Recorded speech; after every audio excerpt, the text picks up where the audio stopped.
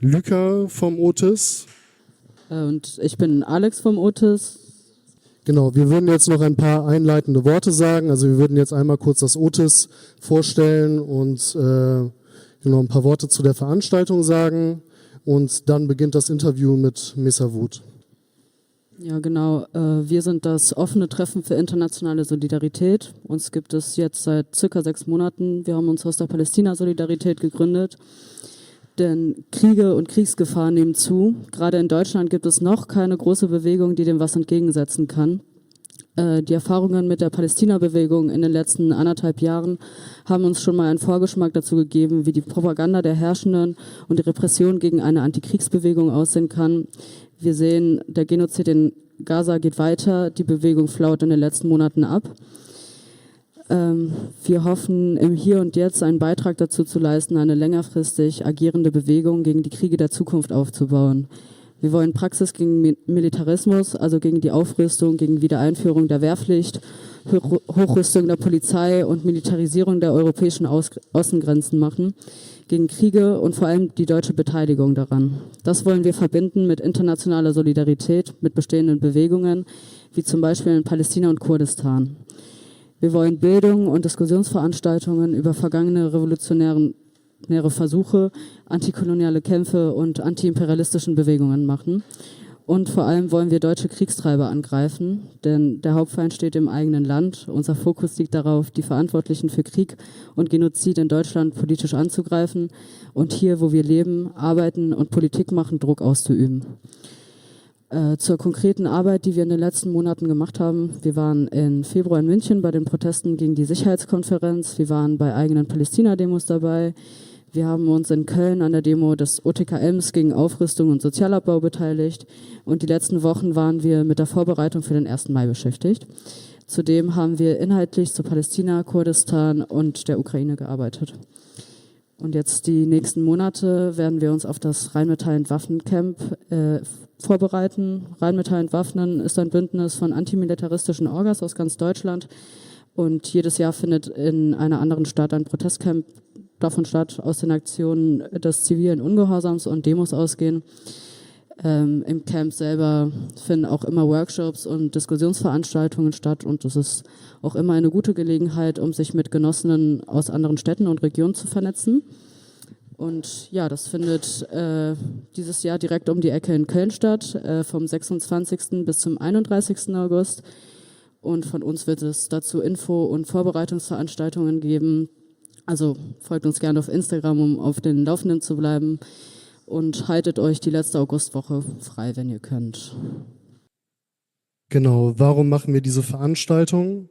In den letzten 1,5 Jahren haben wir viel in der Palästina-Solidarität mitorganisiert und für uns war dabei immer wichtig zu vermitteln, dass es sich bei dem israelischen Genozid in Gaza nicht um einen Konflikt zwischen 2 Völkern handelt oder zwischen 2 Religionen, sondern um einen Kolonialkonflikt, also einen Konflikt zwischen einer unterdrückten palästinensischen Bevölkerung und dem siederkolonialen israelischen Staat.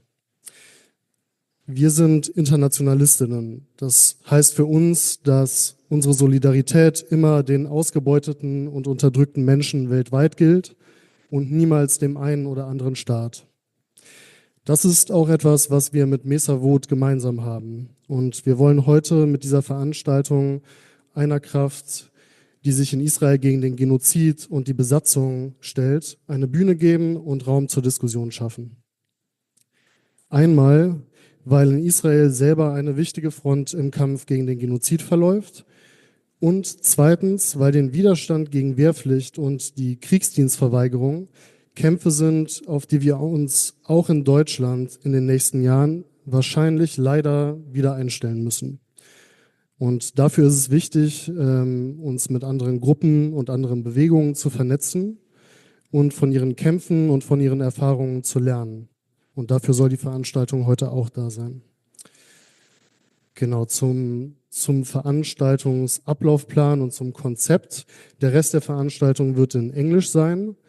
Ich glaube, dass keine Person weder im Interview noch hier auf dem Podium Muttersprachler ist in Englisch. Also genau, habt ein bisschen Nachsicht, wenn wir irgendwie ein paar Sätze verkacken oder so.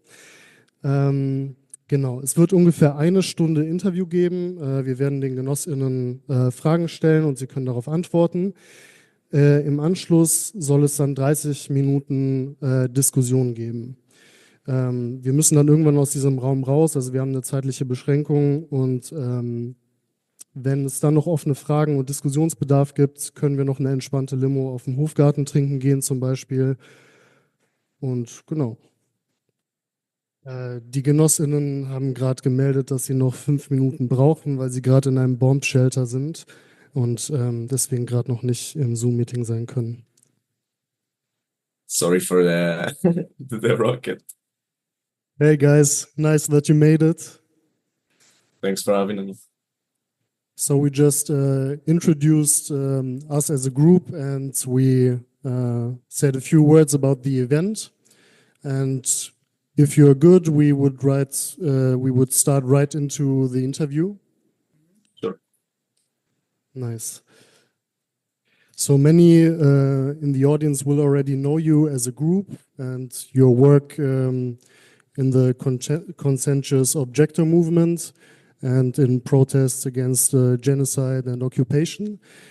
Maybe you can give a brief introduction in you as a group, and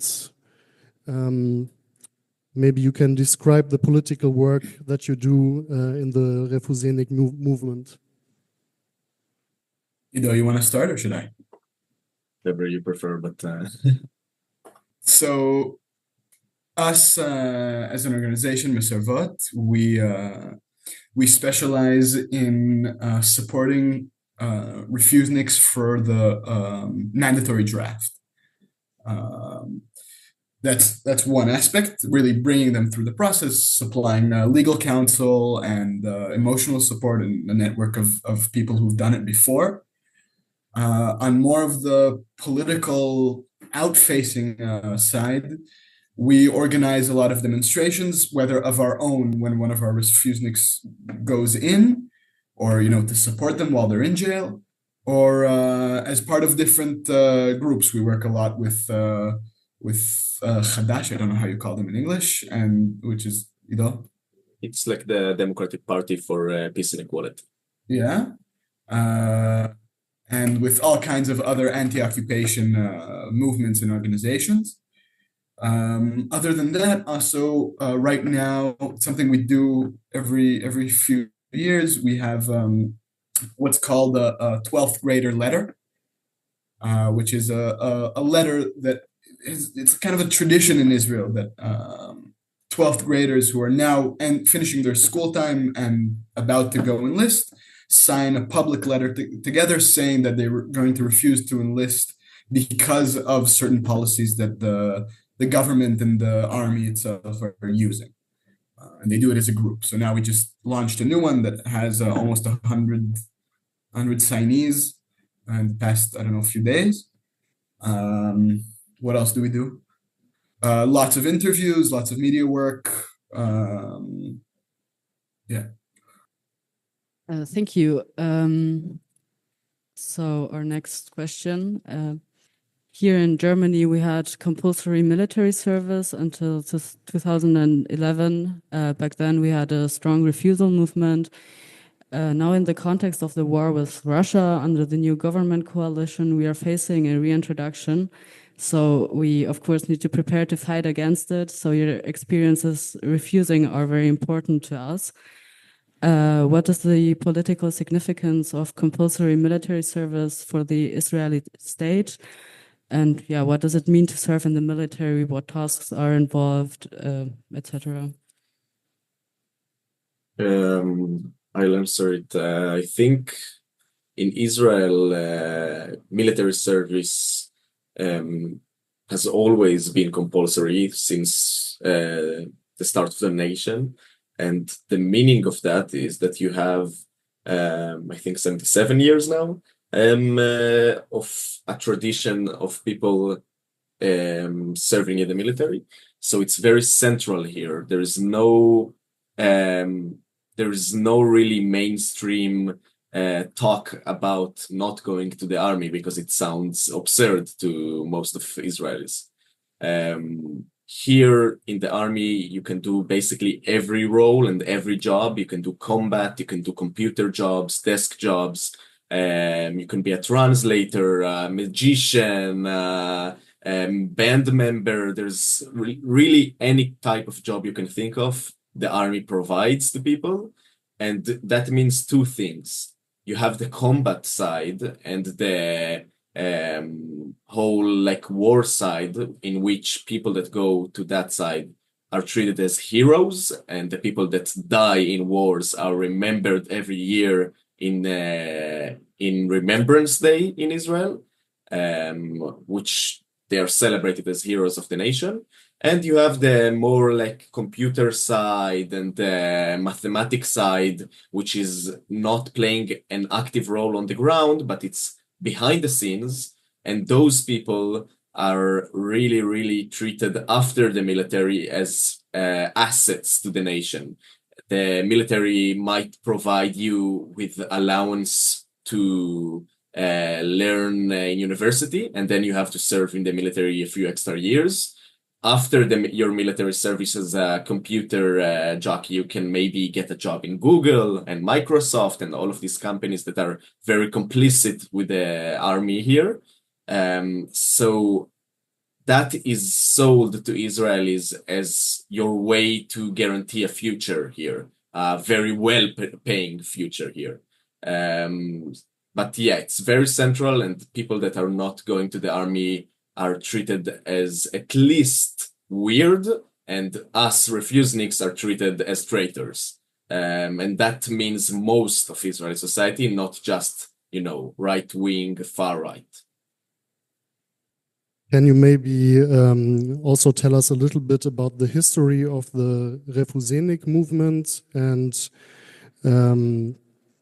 how since the last 1.5 years, maybe the number of conscientious objectors increased and what changed?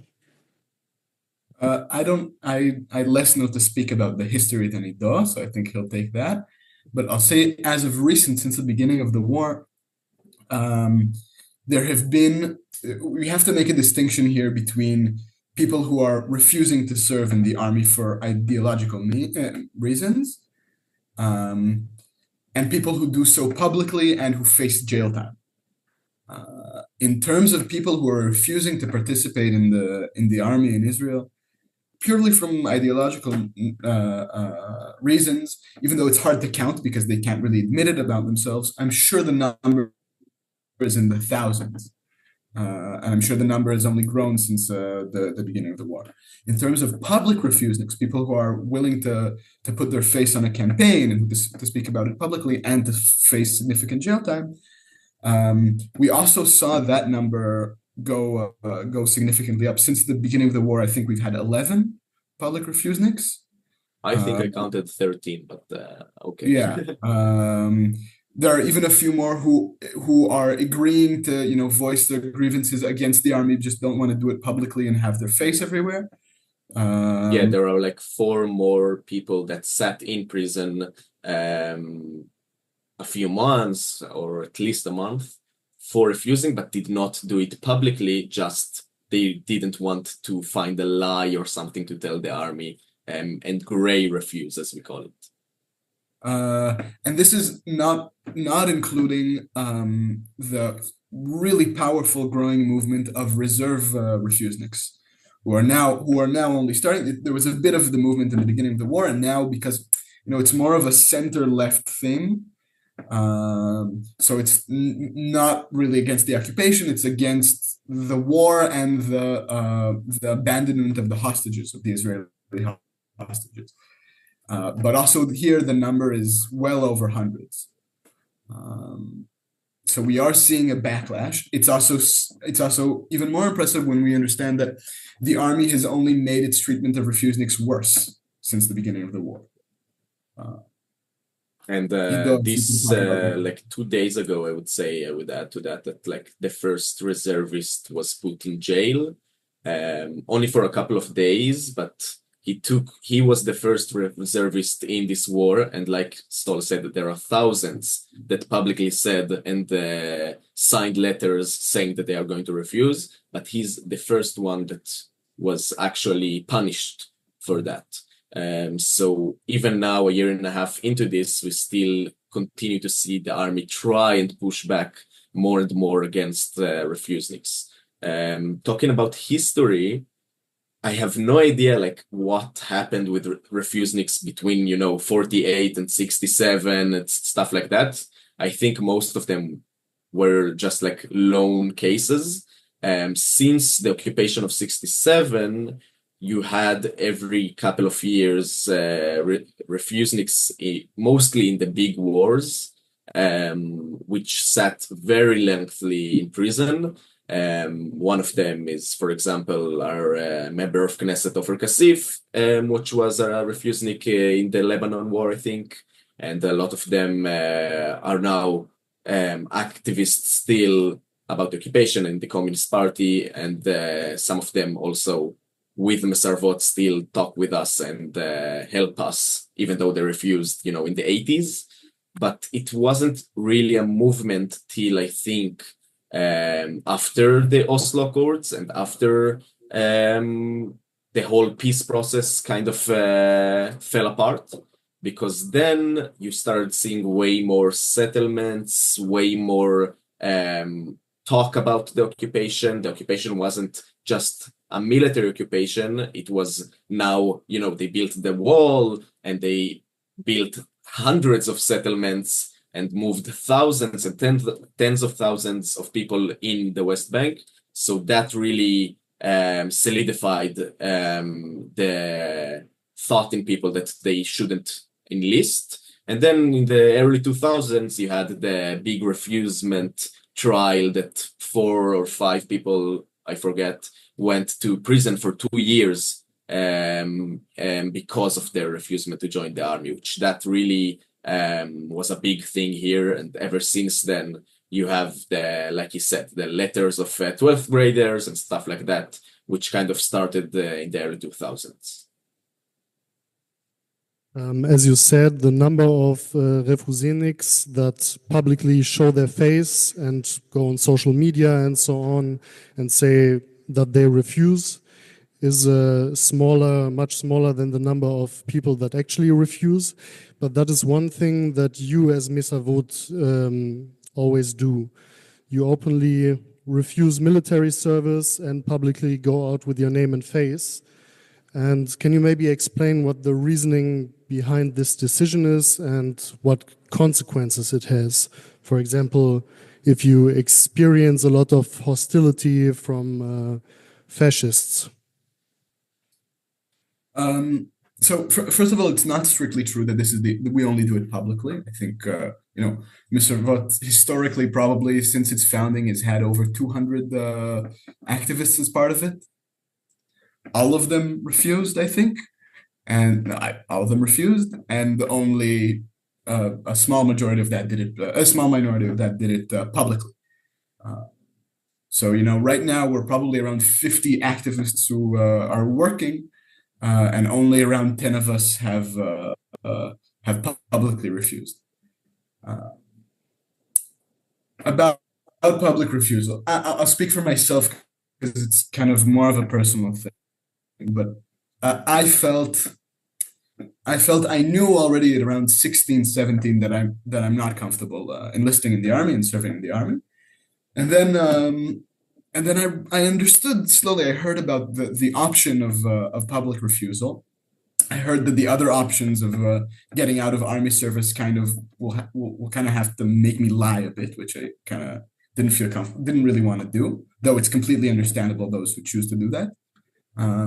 And I realized slowly that I'm of a privileged enough background, meaning my parents are relatively left-wing and can accept me. I live in one of the most liberal city in the country, which means it will be, not impossible for me to get a job, and not everybody will know me. Like people who, it's very dependent on background. If you live in a small town in a very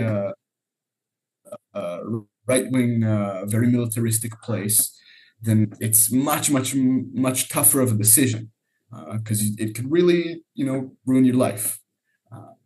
So I really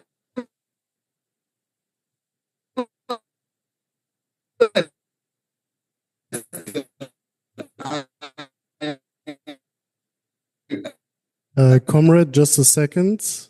He's choppy for you Your too. connection is a little bit flawed. Yeah. Vielleicht warten wir einfach kurz eine Sekunde. more of this privilege. I love people and see that, even though we refused together and we sat most of our prison time together. Am I getting cut off? דול אתה קטוע יחסית, כן. כן. תמשיך אתה, אני אחליף לטלפון. He is switching to his phone, so I will continue on this point. So, yeah, continuing on the why, I think you asked also why we publicly refuse. So, people here, because enlistment is this very central thing, cannot really, ignore refuseniks. The media here can hate us. The general public can resent us, but in the end of the day, it really drives people to talking, and it really drives people to click on articles, and it really drives people to when they see us. So both the media and both the general public cannot actually just ignore this movement. Doing it publicly, we usually take a refusenik, me and Sol refused on the same day together, so we had a joint campaign, but we do a campaign. We talk with international media, we try always to reach Israeli media, because for us, I think it's most important to reach 18-year-olds and people that are before enlistment, and basically for the first time, a lot of them see refuseniks when the media talks about us, because it's not something that in school or our parents usually tell us. So we do a campaign in order to reach other young people, in order to enlarge our movement. And in the end of the day, it's really the most anti-mainstream, thing to do here. So it cannot be ignored.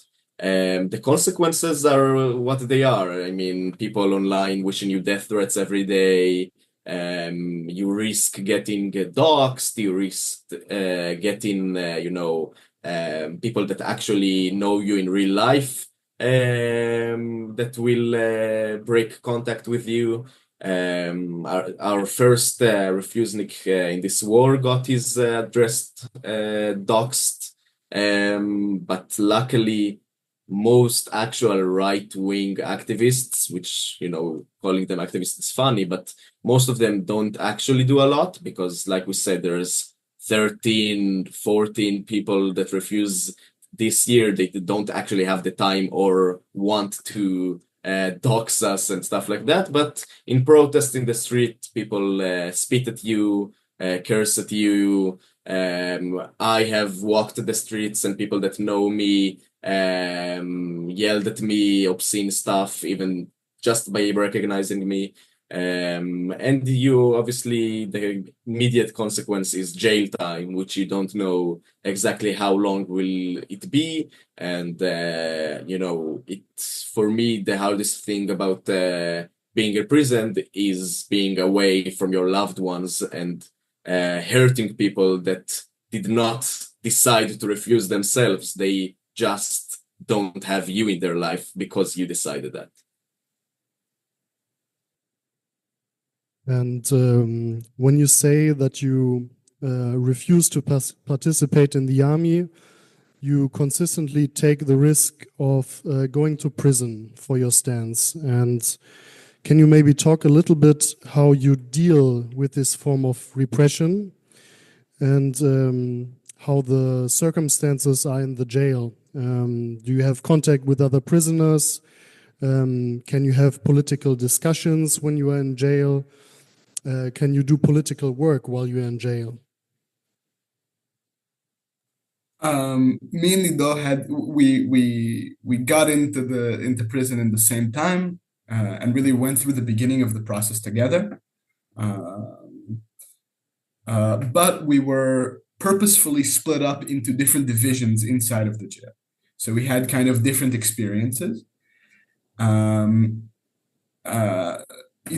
will elaborate because he had more of the standard experience, and mine was a bit weird. Sure.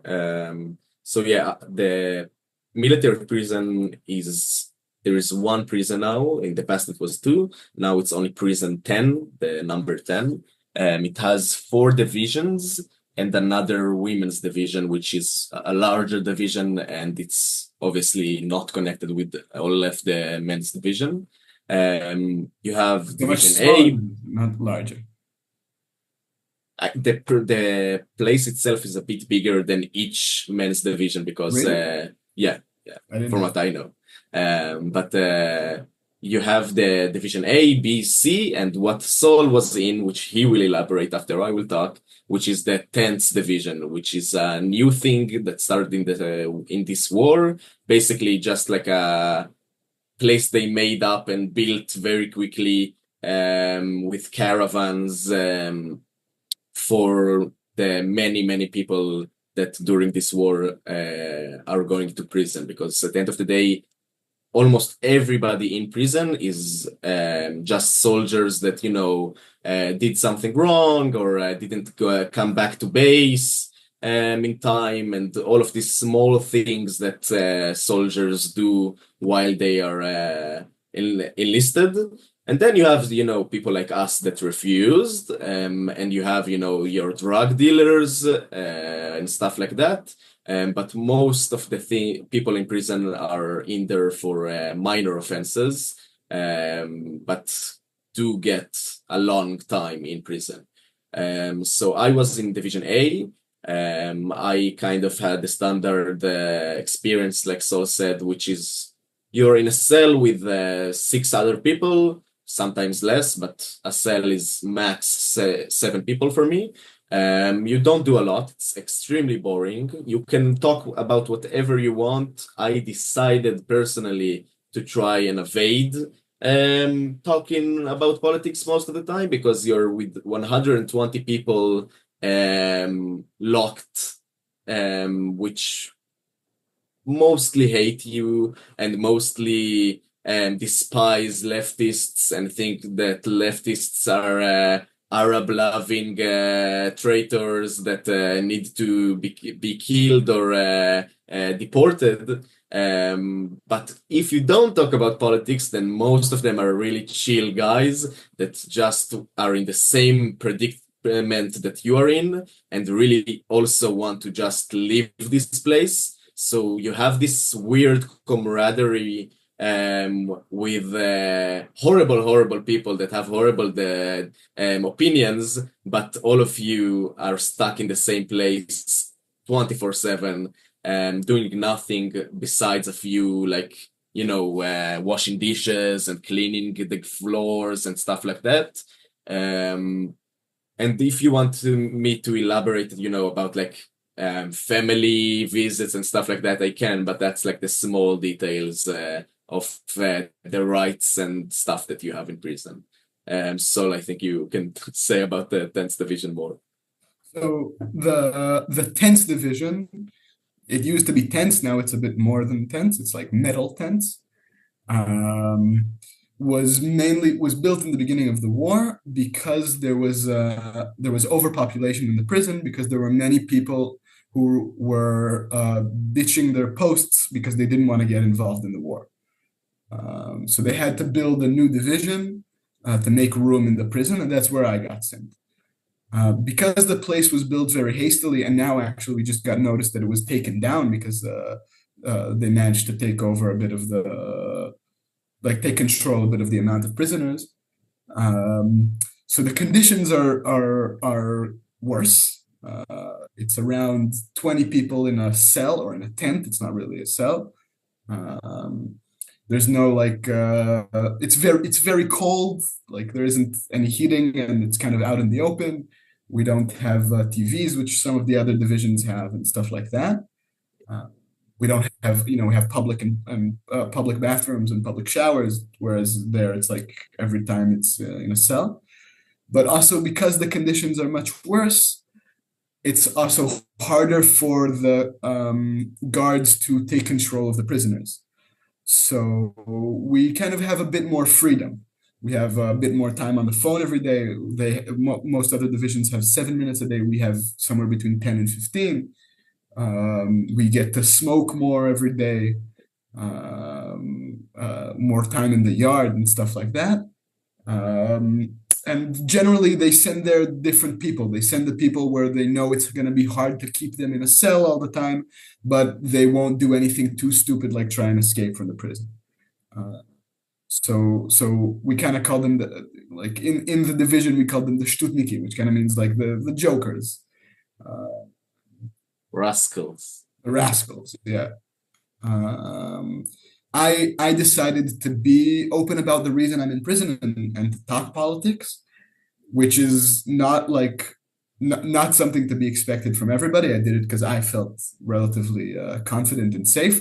I immediately was taken aside by one of the head of internal intelligence of my division, who told me if he ever catches me talking politics, he'll put me in solitary confinement for my own safety, and then I should thank him for it because it's better than getting stabbed.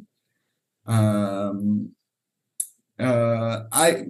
the first few weeks, in the first few days, it was a bit scary talking politics. There were a few close calls, but by then, it is very powerful camaraderie. We're all dealing with the guards. We're all dealing with the really bad conditions and the cold and showering together and sleeping together and stuff like that.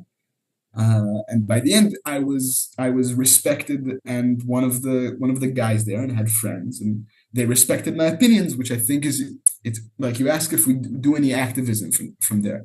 And to me, that felt like serious activism. I'm sitting with soldiers. For me, most of the people who were with me, which is different from other divisions, are really combatants. They're like fighters.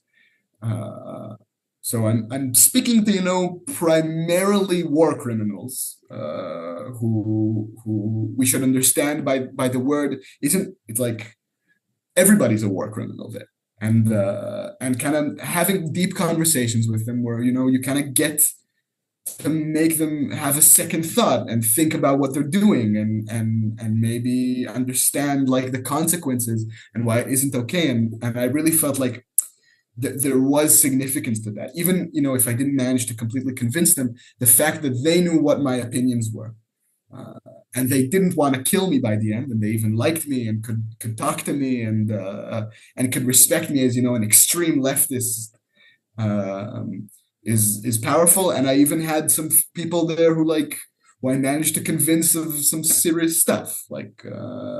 I have a good friend there who refused, who decided he's going to not agree to serve in the occupied territories anymore. There is activism we do there. I have a small story to explain the weird relation with these people. In my first week in prison, another Refusenik sat with me, actually. It was his last week of his imprisonment. His name is Yuval. And once he got out, many people didn't know I'm a Refusenik because I was his friend, his leftist friend. So I was one time with the people in my cell at night talking about stuff, and then they said I said something about Yuval, and they said oh, that guy, and we all laughed about him a bit, and then they said one of them said he's a great guy, but if I saw him ever in the street, I will smash a chair in his face. But he's a great guy. He's a great guy. It's a very weird relationship and toxic relationship with these people from my point of view. Before we move on to the next question, can you maybe say what the average time span is that a refuser goes to jail for? So we can only say about like from past cases, and we can't really know. Every time that somebody refused, it's like a new estimate, because nobody can actually know. But since the start of the war, they give refuseniks the max sentence every time they are put in front of a military court, which is 30 days. And if you're late to your enlistment day, because even once you are released, they give you a new day to come. So if you're late, it's 45 days. Before the war, it wasn't like this. It was basically whatever the officer wanted to give you. It could have been a week, 2 weeks, whatever he wanted. So we can count based on 30 or 45, which some refuseniks can last, like Itamar, our friend and comrade, 200 days in prison. That he sat the most during this war, and he is kind of our max, if we are trying to estimate how long.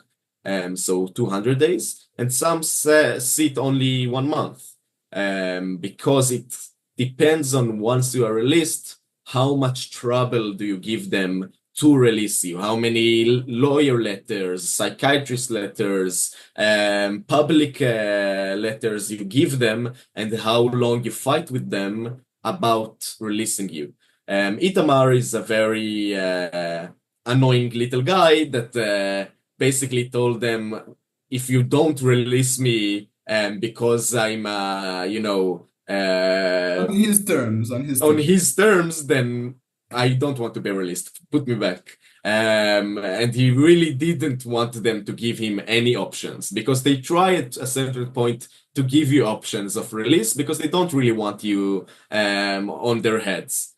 But like I said, it depends on how much trouble you give them. And like I said, also in the 2000s, you had the refuseniks trial, which saw for the first time and only time refuseniks being judged in civilian court, not military court, not under a military judge, and on the act of refusing, which they sat 2 years in civilian prison and military prison, which now is unprecedented, but can always come back, because technically you're breaking civilian law too. They just don't want you to be judged in civilian court and have all the trouble of, an international campaign and stuff like that, because it creates a lot of noise to judge a person on the actual act of refusing and not as a soldier.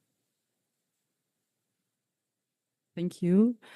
Now on to the next question. If you look at German mainstream media, you could get the impression that the Israeli population doesn't struggle or protest against the war perpetrated by the government, which is not true. What protests are currently happening over there? Which political forces are currently taking to the streets? So you have to separate it between protests against the war, also that are talking about the Gazans and empathy with them, and protests against the war that are just for Israel's sake. As for the latter, they're huge. Every weekend there is a huge protest in Tel Aviv in front of the main military base of the country. I think most days there's a smaller protest in front of the gates, meaning like soldiers can't get in and out of the main military base without going through a protest. Yeah, yesterday I sat 15 minutes in traffic because they block traffic every day. But these protests are mainly about, until now they were mainly about getting the Israeli hostages back, and now they're also more about just ending the war for the sake of all the soldiers and the trouble and the money that it's costing. With that being said, they do have kind of room for us, the anti-occupation and the pro-Palestinian movement in those protests. We come to them as the anti-occupation bloc, and we participate. Some people in these protests are very, very really support us there, and some really don't want us to have a stage there. In terms of pro-Palestinian protest, it's much harder to protest because, you know, Palestinian flags are illegal. We're not allowed to do demonstrations with them. Whenever there is a big enough protest or like a small enough protest, depending on what the army and the police decide, they invent laws and invent reasons to stop people and to hit us and to break up our protest and stuff like that. But in kind of like this weekend, there was a big festival, I guess it would be called, maybe I don't know, organizing, that was about talking about peace. Oh, yeah. And it wasn't technically a demonstration, and therefore it had a lot more rights. And it was across two days, and I think across the 2 days, above 8,000 people came, which relative to our small country is a lot. And these events included, you know, giving out flyers to donate food to Gazans, and included Mesarvot having our own our own little corner where we talk to people about refusal, and all kinds of other movements, bigger and small. So there is a lot of protesting happening. It's just kind of not happening in the form of protest. And we are very small, it's true. But like, I think there's kind of an advantage since the beginning of the war, because also Israelis on the center and in center left and even center right and even far right are not happy with the situation, and they don't want to continue like this, and that gives us a lot more room for conversation about changing the situation. Yeah. I would add that the Palestinian population inside Israel, which is very large, don't protest a lot because they cannot.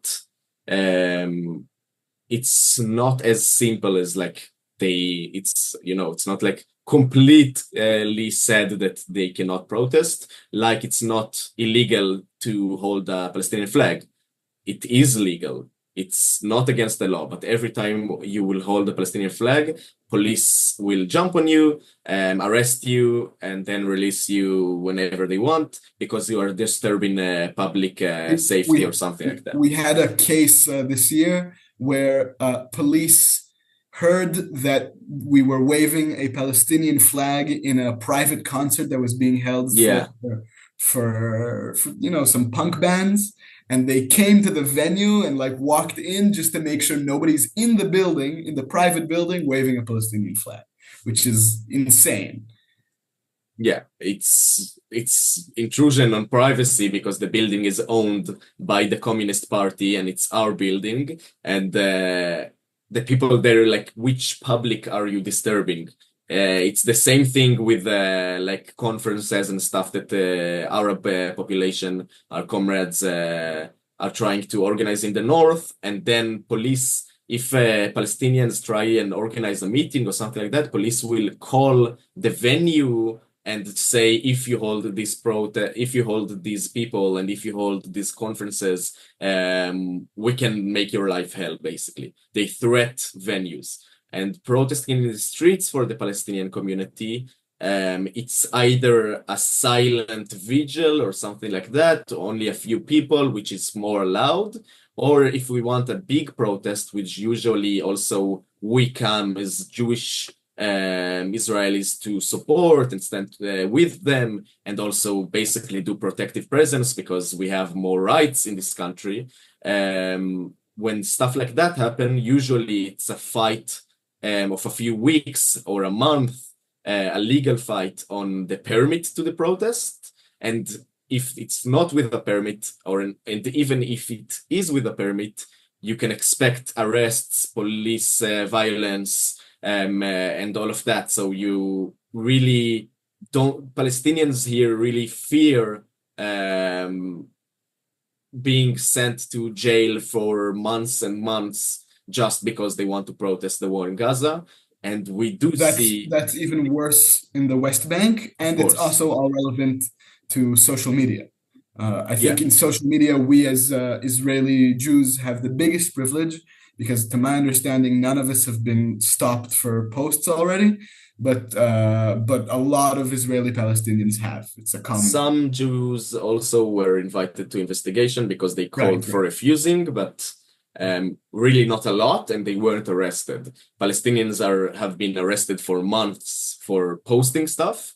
Arrested for wanting to hold a protest, like not even yet holding it, and 2,000 other reasons. But if we just want to see something, then everything that happens in the West Bank is somewhat tried and also relevant to the Palestinian population in Israel, and everything that we see happen to the Palestinian citizens of Israel now also is starting to be relevant for Jewish protesters and Jewish anti-Zionists, because they are basically saying, okay, here's the people with the least amount of rights, let's try our fascist tactics on them, then we'll go to this group, and then in the end it will be just fascism everywhere.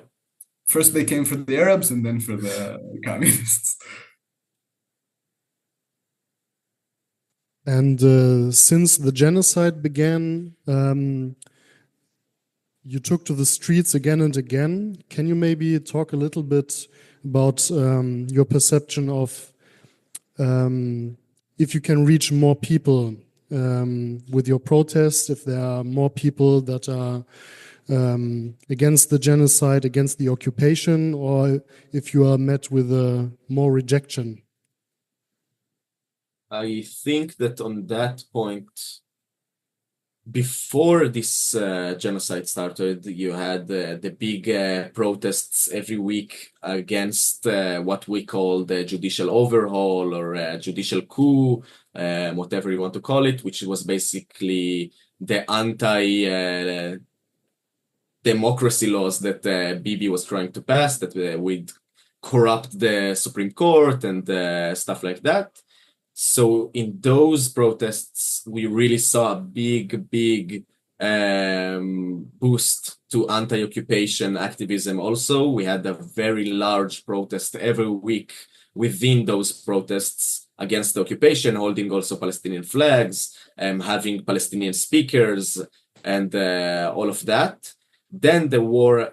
Even before that, we had a letter of refusement that 390 young people signed. Then the war happened. Everybody went silent because, like I said, people were getting arrested and people were getting doxxed and so on and so forth. But with the time, you did see more and more people talk about the war, talk about the occupation, mostly talk about the war from the Israeli perspective and the hostage perspective, but still having big protests of thousands of people that call for the end of the war is something that was not going to happen ever in the start of the war. It only happened after more than a year, I think. So that is one thing, and our personal anti-occupation, more radical stance has less place in society than before the war, because most people, I think, are really tired of protesting. We had a year and a half of protesting against the judicial overhaul. We then had a year and a half now of protesting this genocide, and in general, society protesting against this government.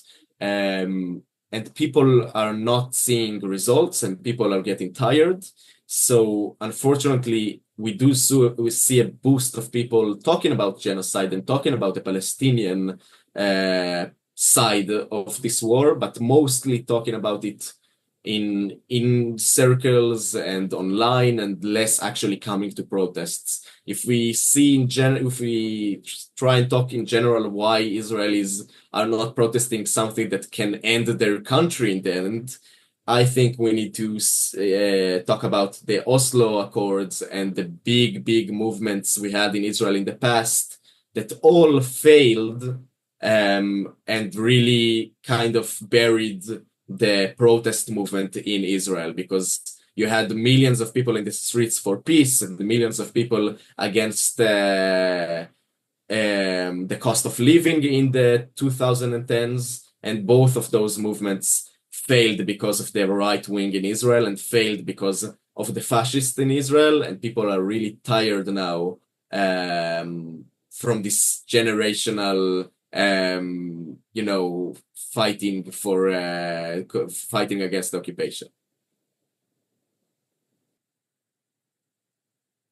Can you maybe talk a little bit about what your general stance is towards the Israeli state and your analysis of the project of Israel? So what your assessment of settler colonialism, occupation, Zionism, etc. is? It's a big question. Like it's a big thing. I think first of all, Mesarvot, in my opinion, I'm proud of the organization's ability to kind of differentiate between different activists. Me and Ido specifically hold very similar opinions. Maybe for him it's much more important to be a communist than it is for me, but other than that, it's pretty much the same.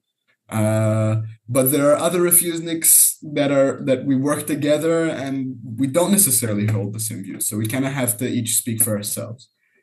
For me, I see the state of Israel as like, I'm a big believer in the ideality of the one-state solution. This is the ideal outcome. But I think it's kind of impossible for us to get there until we have a two-state solution. And to get the two-state solution, we have to maintain some sort of functioning state of Israel that could negotiate a deal with Palestine. I think, it's complicated because it's kind of, there are parts of it which are very black and part of it that are very white, and the gray seems not great. But I think we have much more power when we, as Israeli activists, come to Israel and say, you want to live here, you want to be okay, you have to care for your neighbors, you have to stop the occupation, you have to stop the war in Gaza, you have to prop up the Palestinians so they could live respectfully and with liberty, so that living here for us will be bearable, and also because it's their human rights. But like, you have to think about the audience, and the audience here is a very nationalistic, Zionistic, patriotic, army-serving audience. I think it's more practical to try and convince them that it's for their own good, and after that to try and convince them that it's for the general good, and that the general good is something to be believed in. But also, I work with activists who think the Israeli state should be dissolved, or I don't know what. Personally, I don't see how that's possible, practical, or a great idea. But right now we're working towards the same cause. I would add on that, like you said, Mesarvot is a Refusenik network. It supports political Refuseniks. If there is a Refusenik with a certain position for Mesarvot, usually it doesn't matter as long as they are refusing to join the army for political reasons and want support. I am an anti-Zionist. I have no problem saying that. I consider myself an anti-Zionist because I think the original conception of the state of Israel was a mistake, because it couldn't happen without the Nakba and without the synthetic creation of a majority for Jewish people here. a lot of Palestinian and Jews here that are anti-Zionist still advocate for two-state solution, not because we think it's the ideal solution. I'm a communist. I have no real affection for ethno-capitalistic state Or for for Jews. states at all. Yeah, in the end. But if you're talking without this part, then the most viable and realistic solution right now, which is not really a solution, it's just like a step in the way towards actual justice, is the two-state solution, because there's 7.5 million. How many Jews are here? I have no idea. Maybe less, maybe 5.5 or 6.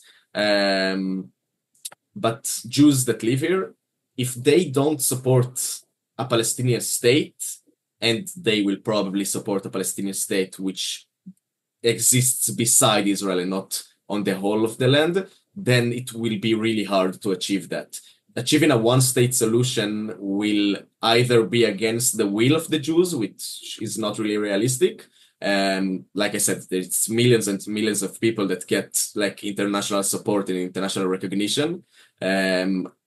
Or it will be a one-state solution, which is Israel from the river to the sea, which is obviously something that we do not support. And it's basically what's happening now and what the settler movement here is trying to establish as official. So I think in order for an actual end solution and complete peace, like if we look at it as utopians for a second, a step in the way is creating a Palestinian state in Gaza and the West Bank. It's not something that only I advocate for. It's something that my Palestinian comrades advocate for. It's something that our Palestinian members of parliament advocate for, even though we're anti-Zionists. And if we could, go back and kill baby Hitler, we will also not establish the state of Israel. Well said. All right, that was the last question, and we are very good. We are in the timetable. We still have 5 minutes left, actually. So the concept for the audience discussion would be we have a time limit of about 30 minutes, and I would encourage you all to, if you pose a question, don't make it too long. Don't hold a whole speech of 7 minutes, and it might be possible that we cannot, or the comrades cannot answer all the questions that you have. If there are questions that are still open at the end of the event, we can go outside and discuss it and drink a lemonade. Yeah, if somebody is not able or a little bit self-conscious about their English, you can also pose the question in German, and I will do my best to translate it. Yeah, so I'm going to start off with a question of my own. Thank you very much for talking here. And so in Germany, we've seen that, or in general in the West, we've observed that like all the countries are willing to break their own laws in order to support Israel and Israel's genocide in Gaza. So it's quite apparent that if the ruling class wants to wage a war like this, they will make sure that there is no legal way to stop it. So of course that means that we as enemies of the war and anti-militarist activists have to kind of think about, well, then what can we do to stop it? And to that respect, I was wondering if there is like militant action in Israel against the war, actions that are outside of the legal boundaries. Of course, that would come with great repercussions and the danger of hard repression or physical harm, bodily harm. But is there stuff like that happening that we don't know about? Can you maybe talk about that, if there is something like that?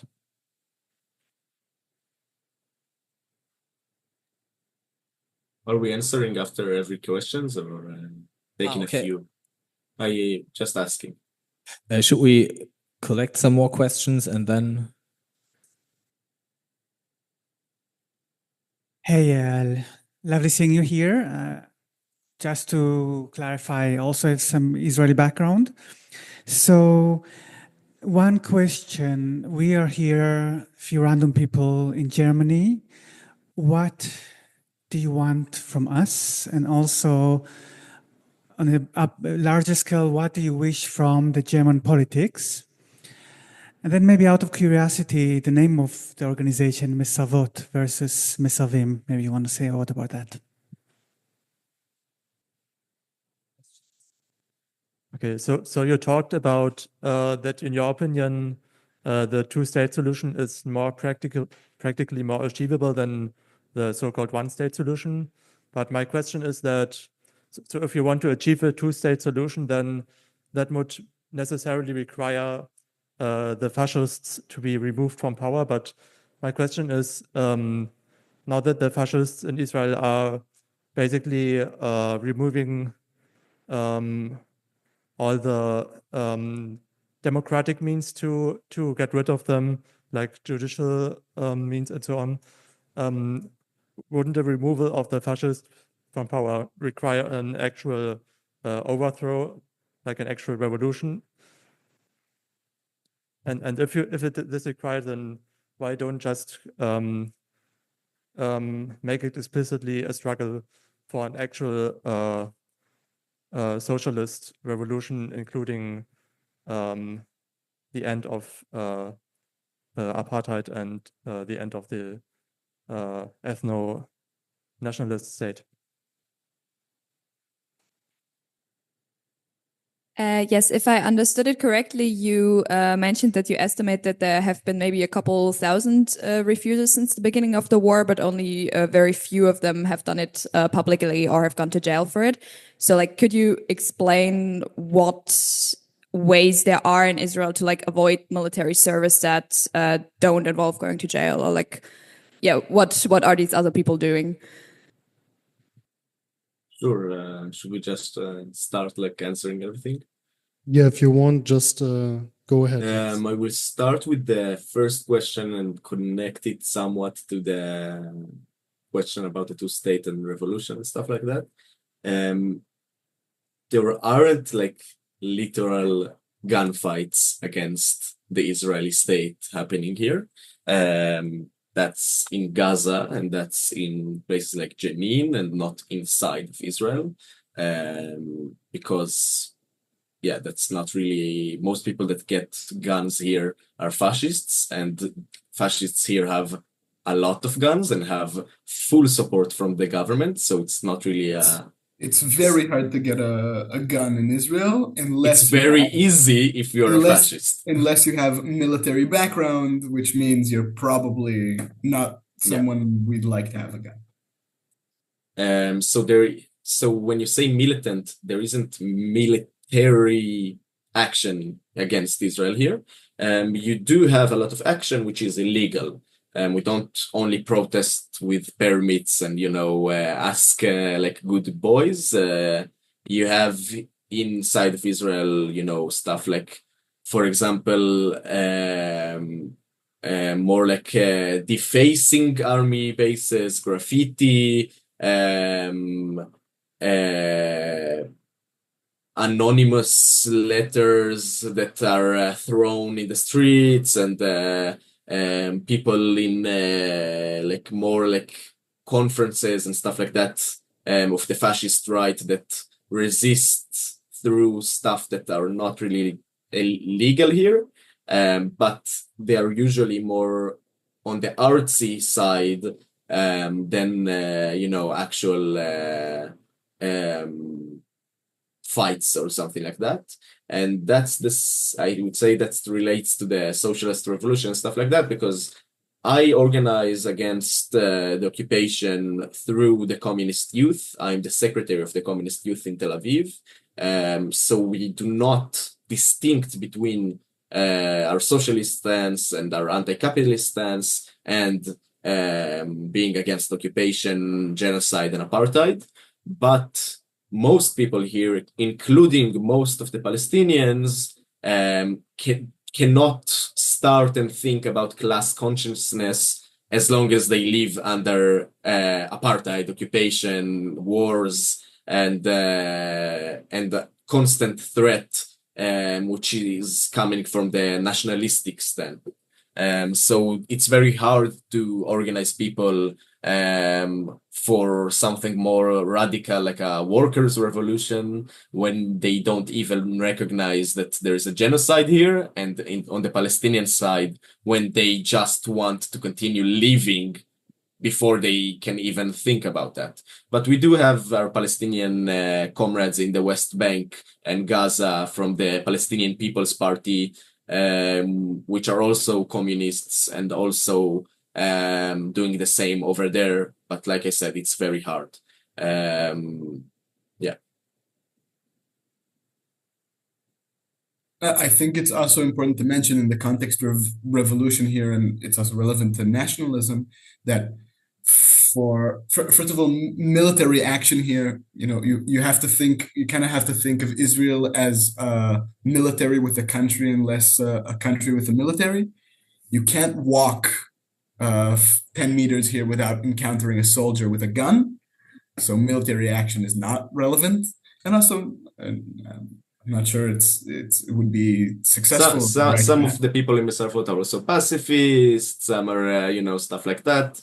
But and on the nationalistic front, I think also mainly for the Palestinians, it's so brutally shoved in their face that this is a nationalist issue that they really can't, deal with it on any other circumstances, which is very understandable. Like for them, it's first of all to nationalize, and then they have the privilege to deal with it as maybe more of a anti-capitalist struggle. You had a question about Mesarvot and not Mesarvim. Yeah, that I remember, but I want to remember what's expected of Germany. I think, first of all, we're not experts on German politics. I'm sure you know much more than us. But just like two things, one thing very general, I think, I'm not sure if BDS I'm pretty sure BDS is not the right movement specifically, but maybe the right terms. I think this move to boycott Israel and to have financial external pressure from other countries is very, very powerful, and I think it needs to be what's done. I think for Israelis, the change is going to have to come from Israelis right now, and for that to happen, Israelis need to suffer the consequences of what they're doing, and for that to happen, we need international pressure. So Germany has a lot of contact with Israel, also in the military pipeline, but also in other contexts that I think needs to stop. Other than that, I'm not sure about this, correct me if I'm wrong, but I remember Germany being one of the countries that has legally confused between anti-Semitism and anti-Zionism. Yes. Which is terrible. Really hurts the struggle. I think that needs to be a big It's change. not only hurting the struggle, it's anti-Semitic. Yeah. So that's a big thing that needs to change. About Mesarvot versus Mesarvim, for context, I don't think German is, but Hebrew is a language which almost every word is gendered to male or female. And we purposefully choose the term Mesarvot, and male pronouns are usually automatic. So we choose the female pronoun for our organization, which means like female Refuseniks and not male Refuseniks, which is the automatic. Also to bring attention to the fact that we have a lot of female Refuseniks, and also because we're a feminist organization. Maybe that's one of the main ideologies that every Refusenik has. Mesarvot has a lot of work also within queer circles. Yeah, and feminist also circles. that it's kind of makes us more recognized as a queer struggle as well. It kind of triggers the center, the everybody. Yeah. Yeah. Yeah, it's very unusual to talk here in the female gendered words, because it's not only automatic the male thing, it's also literally the rules of the language. Yeah, language is invented, come on. Of course. But if I can add on the what we want from Germans thing, great banner on the 1st of May calling for an embargo. We want countries to stop giving fascists in Israel more and more guns, because Israel cannot pay for its own missiles, guns, planes. It's all coming mostly from the US, but from the UK, Germany, France, and all of the other countries. Without guns and without billions and billions of dollars every year, Bibi cannot continue this war. He will have to stop this war. So that's the main thing. Organizing against European and other governments that are supporting Israel is something that's very important. The other ways to support the struggle here is if you have rich parents or friends, you have, donating to people in Gaza, donating to leftist organizations, and so on. All of the time there's fundraising for everything, because the left is poor. Another thing is, just continue talking about the genocide, continue convincing others, continue talking with parliament members about it. A thing that we do in Mesarvot and other peace people in Israel do is obviously networking around the world. Some Refuseniks sometimes fly out to different countries to talk with parliament members, to talk with public officials, to talk with people like you in person about our stance and try and get more support for it. Because in the end of the day, if foreign governments won't support the Palestinian cry for a country, and if foreign governments won't stop the support for Israel, then we won't see a lot changing, because we are trying to change our own society and trying to get rid of the fascists, but it will be much easier if they won't have this, free for all, do whatever you want, from the world. I think also in that context, it's important for me to say that for me, it's very helpful also in Israel and also outside, because talking to countries that are supporting Israel, to come from the angle of this being terrible for Israelis. This needs to end for everyone's sake, especially for the Palestinians. But I always feel like when these countries are trying to support Zionism, they don't know what they're sentencing the Jews to.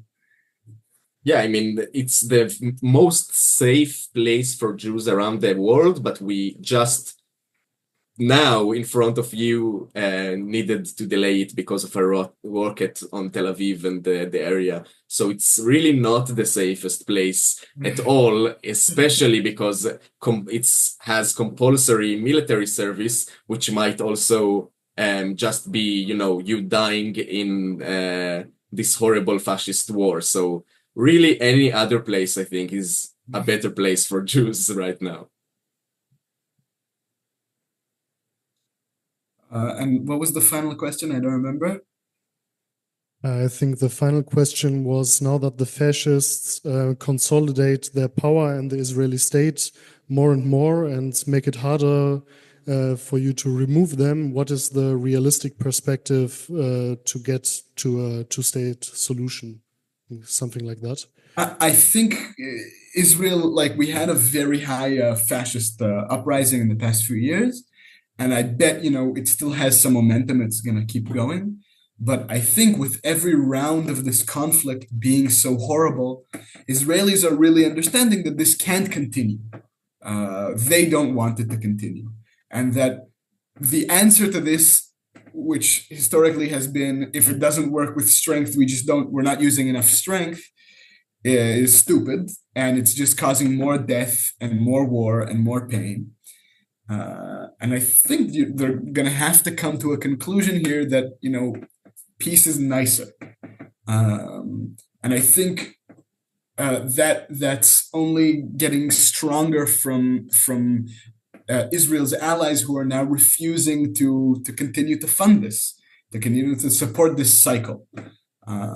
Fascism is a really, from a supporter's perspective, it's a solution that really works, or is really gonna work, but it never works. So all you have to do is wait for it to fail. And it fails, it always fails. And sadly, we didn't manage to stop it from coming. So now we have to be ready for when it falls to make the change and do the work and not let it rise again. And unfortunately, 77 years, it's really not a lot in the historical perspective. So we always just need to remember other struggles against fascism around the world and other struggles against human rights violation around the world, because it takes time.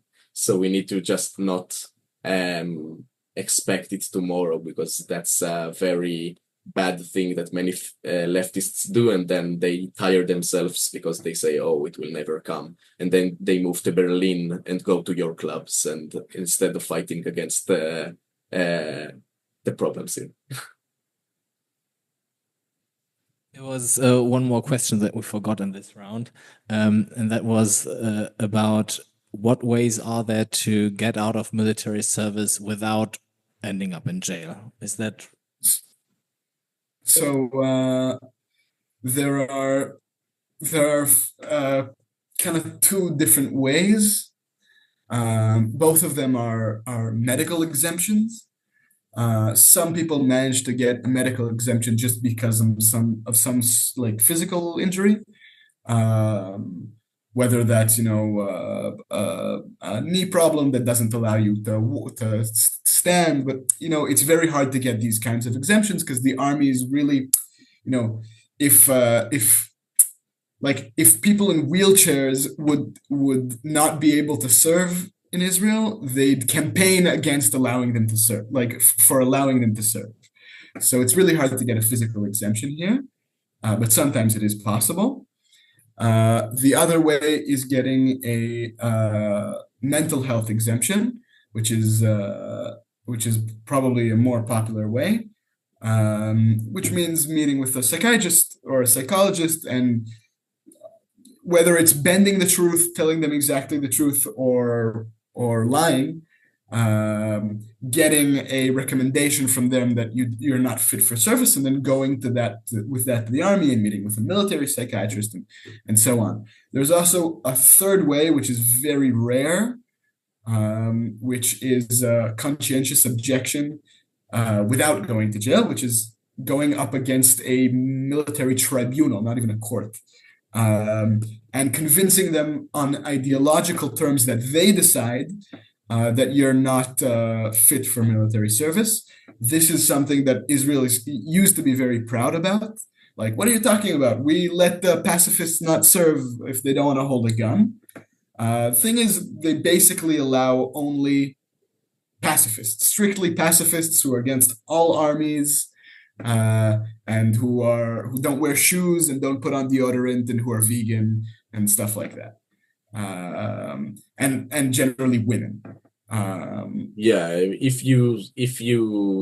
they ask you very weird questions, and if they decide, oh, you would kill a fly that's annoying you, or oh, you would I don't know, have a brother with a gun inside your house and you will have no problem with that, or 1,000 things, then you don't get that. And people people like us that are supposed to serve in a combat unit and are men, it's basically 0%. Especially if we don't want to lie and say that we're pacifist, like specifically, we're not pacifists. So basically, the chance is 0. And that's also something the international community forced Israel to have. It's like. Yeah. Thank you. I think I didn't forget another question. So now we can take some more.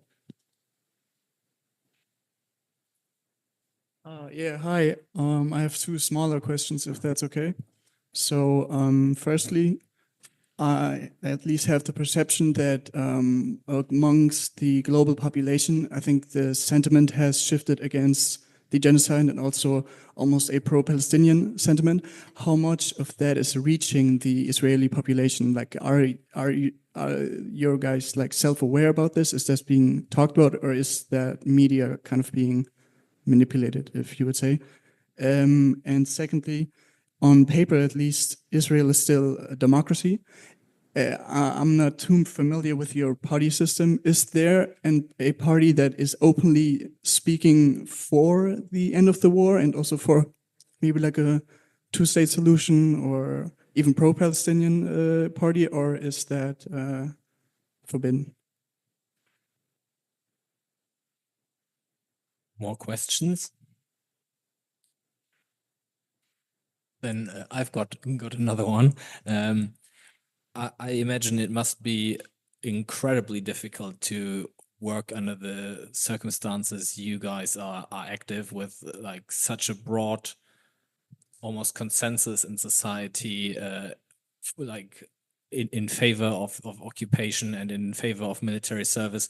I'm wondering how you're dealing with that, like personally, because you're bound to have friends from school or colleagues or something that are pro-war or pro-genocide or pro-occupation or serve in the military, and yeah, that I'm wondering how you're dealing with that.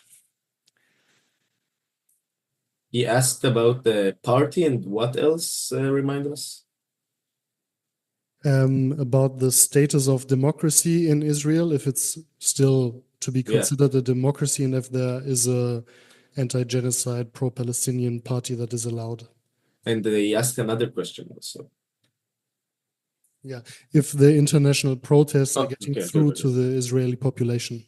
So I wanna answer that. I think they are definitely coming through, but the Israeli media is doing an incredible job at twisting them and putting them through a filter.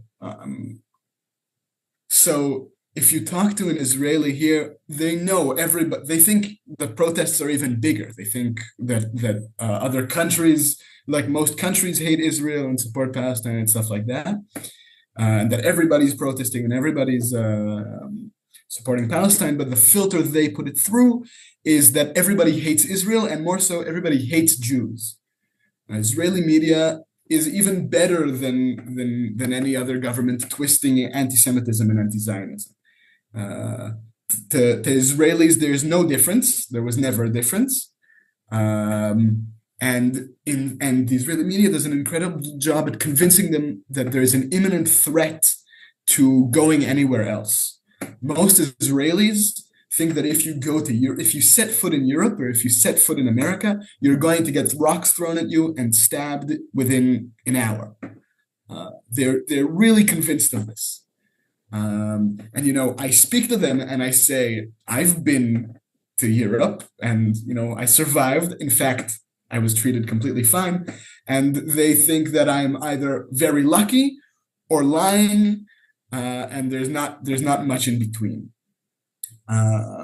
So the protests are coming, are being heard, but the words are so far twisted that they're managing to help it serve their agenda. We are alone. Nobody is supporting us. Everybody hates us. Everybody hates you. You have nowhere to go. You have to support this. Yeah, I think, like you said, everything that happens around the world, when people protest for Palestine, immediately media here doesn't even give it a second thought. The head of the article will be anti-Semitic protest, no matter if it's a Jewish protest or whatever. Here it's very, very difficult to explain to people that yes, we do need to not call every anti-Zionist anti-Semitic, no matter if you like anti-Zionism or not, because that's a problem in actually calling out anti-Semitism that is talking about all the Jews, and actually calling against neo-Nazis that can use this for their own good. And also, it's hard to explain to Israelis that we need to distinguish between soldiers and civilians in Israel, because if we just call out against everything that, people in the US yelled at a soldier, the IDF soldier, stuff like that, and call that anti-Semitism, then we are risking every Israeli once more, because we're just saying, oh, we are all soldiers, which is not true. Because yes, it is somewhat stressful still to be Jewish or to be Israeli around the world, even if you don't hold pro-genocide and we're a soldier. That's just reality. That's something that we are against, but we need to do everything to distinguish between every Jewish person and people that are fascists. To answer the question about the party system, we have a party system here. Every 4 years, there's supposed to be elections. Now, for the past, half a decade, we had a very, very difficult time actually creating a government. And then there was a government without Bibi for 1 year, but then it fell because it wasn't really a government. It was just everybody that's against Bibi together, leftists and also rightists, and it was a horrible government. And now we have Bibi again. But every 4 years, we are supposed to have elections.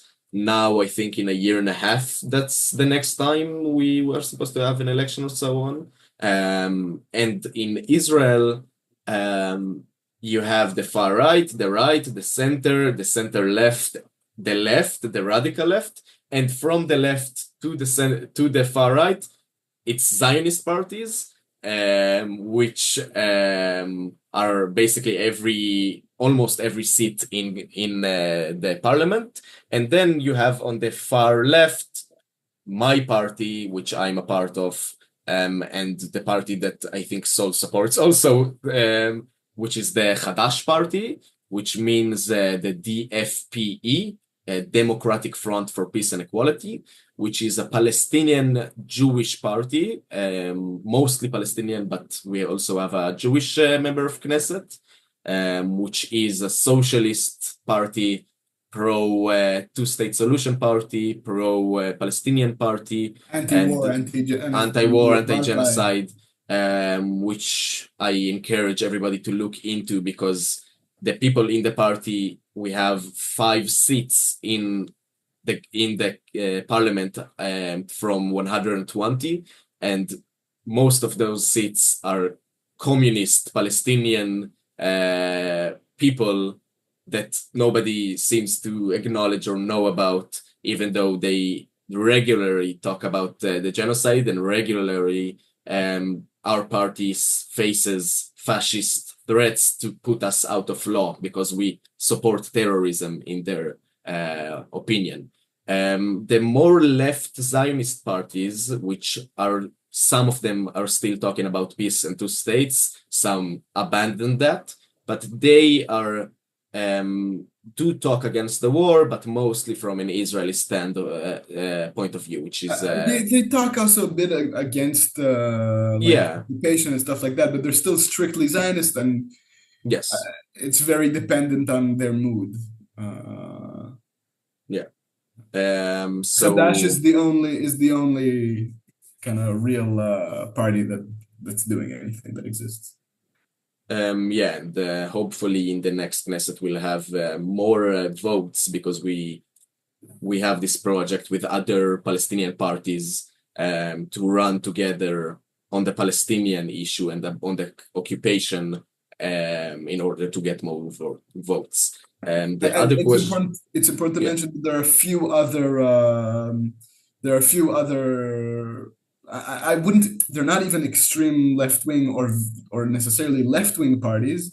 More so, they're just left wing on this topic of the Palestinians. I don't know their names in English. You have the Muslim Party, which has also 5 seats in parliament. Basically, it's a right-wing party and completely religious party, but they do support the creating a Palestinian state. So in Israel, they are considered left-wing. And then you have two other parties. One, I have no idea what's its name in English, but it runs with us, with Hadash. It has only one seat. It's not a left-wing party, but it historically runs with the socialists and the Hadash party. It's kind of center and left on this topic. And then you have the center-right party, which is Palestinian, which this election cycle did not get seats in the parliament because internal fighting. But it is center-left, but center-right even. But also, once again, the main issue here is the occupation and whether you're pro-Palestinian or not. So if you're pro-Palestinian even a little bit, you're a leftist here. And the other question was... how do we deal with it? How do we deal with the soldiers and the fascists and everybody around us? It's important not to underestimate that, I went to a very, very liberal school. Also, Ido relatively did, and all of our friends are in the army pretty much. Like all of our friends from school are in the army pretty much. For me, it's 50-50 more. Really? Yeah. Okay. And that's in Tel Aviv in liberal schools. The rest of the country, it's much higher. And this is actually, that's also kind of an illusion, because in the, I don't know, richer, more privileged context, then more people enlist. And if we look at the numbers, actually only around 60% of youth enlist, even though everybody's supposed to, whether that's, extreme Orthodox religious Jews who refuse enlistment, or married women who don't have to enlist, or everybody with medical exemptions and stuff like that. But it's the circles we frequent and where we live, pretty much everybody has done army service. Specifically, the context I grew up in was mainly people who served in the like computer departments of the army, which are kind of the most privileged out of this deal. They get an amazing job and they learn programming, and then afterwards they go into civilian industries and make even more money and stuff like that. And these are nerds. Like, these are sweet people who play, who have board game nights and like to play D&D and drink beer and, I don't know, watch movies. And all of these like normal contexts are dominated by these people. So what happens is that we kind of form our own bubbles, which are very small but relatively tight knit. Me and Dido between us probably know all the leftists in Tel Aviv. And we kind of frequent those. And for work, we kind of have to go out and out of our comfort zone. But I think also for me and Dido is kind of more open and charismatic people. We kind of do, this is again a form of activism, just working in a place, being exposing these people to you and to your views, and making them realize that you're not that crazy. For me, like with my family, I have a part of my family who is very, very fascist, everybody in like the worst military units who do the worst things. And I have to meet them at family events. And just knowing me, since I grew up, knowing that I'm a relatively nice guy, and having to, be in contact with me, even though I'm a radical leftist, really brings them down that tree. Really, like suddenly they say, you know what? I won't punch every leftist I know. And actually, we can talk to them. I mean, they're crazy, but like we can talk to them. They have some good points. And it's exhausting. It's exhausting. And it's sophistical. But we do it. It's our water. If I can add to that 2 small points. In my opinion, the people that do computer jobs in the army are far worse war criminals than the people on the ground committing genocide, because the people telling the planes how and where to drop, 50-ton bombs and how many people and how many children it's okay for them to kill, are the people in the computer jobs. The people in the computer jobs run the whole operations, just don't get their hands dirty. So those people are far worse, in my opinion.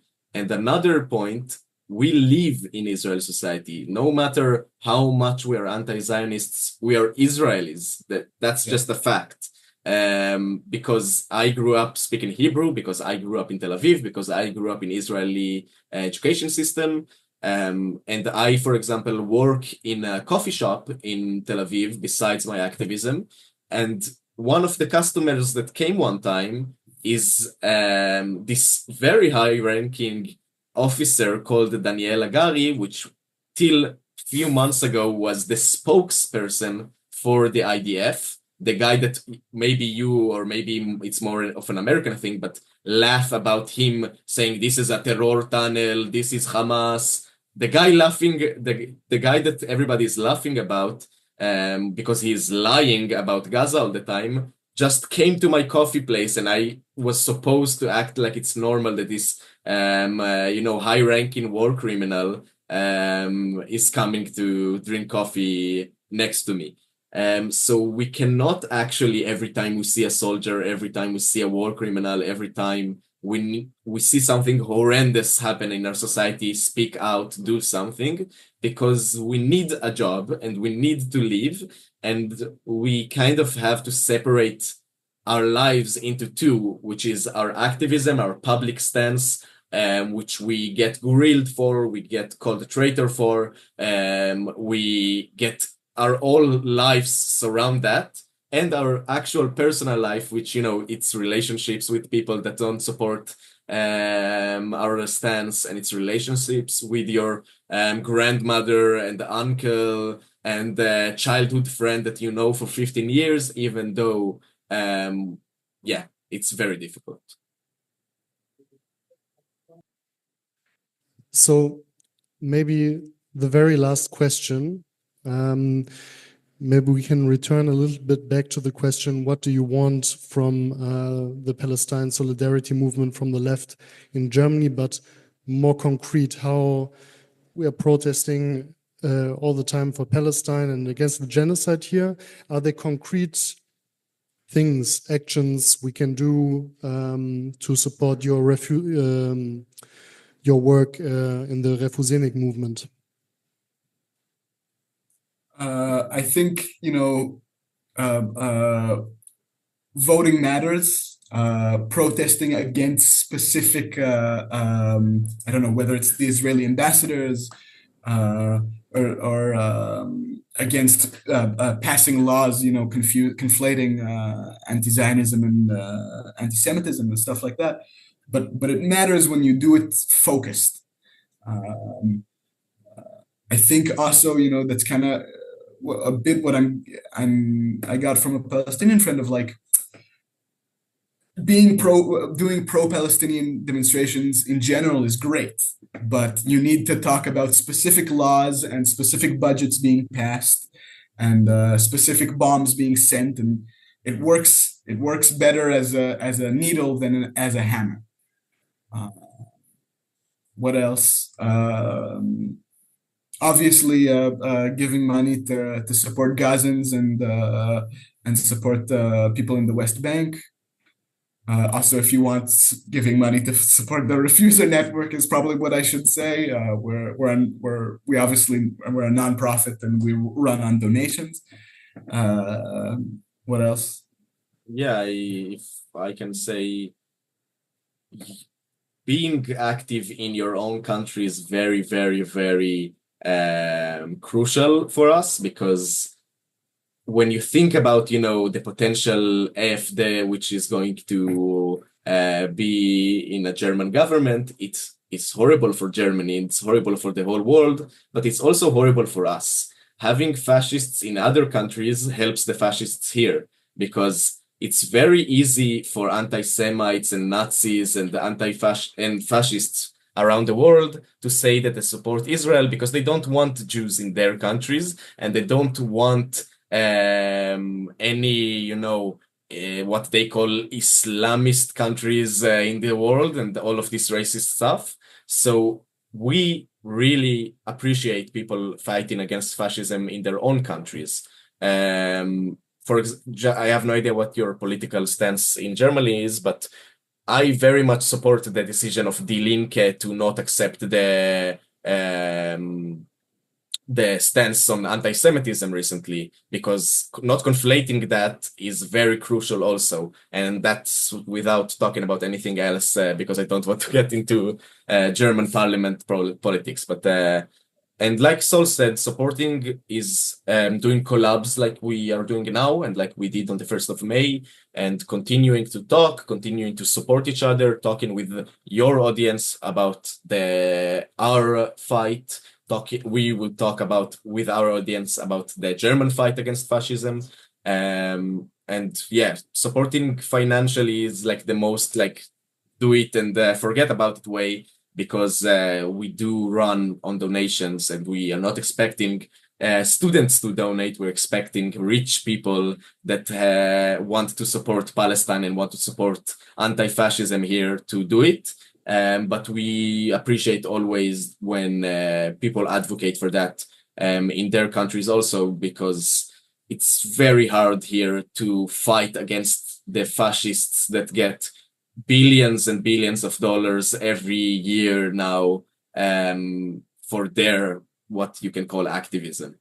And yeah, we continue following us online, continue following us personally, Mesarvot, the Communist Youth, the Hadash Party, and every group you see that you agree with here, because reposting is a small thing, but it also helps.